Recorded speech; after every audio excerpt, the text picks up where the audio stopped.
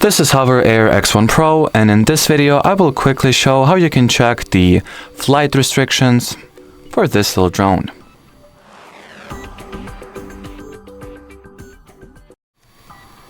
So first you will need to launch your HOVERAir X1 mobile app. Here go into the Me section at the bottom.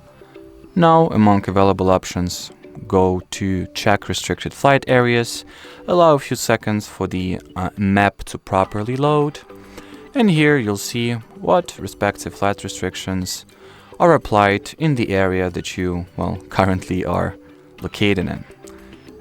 And moreover, you can tap at the Learn About Flight Restrictions and see that the red areas are reserved for no-fly zones, such as airports, like the most obvious example, and military bases as well, I think, are highly no-fly zone restricted.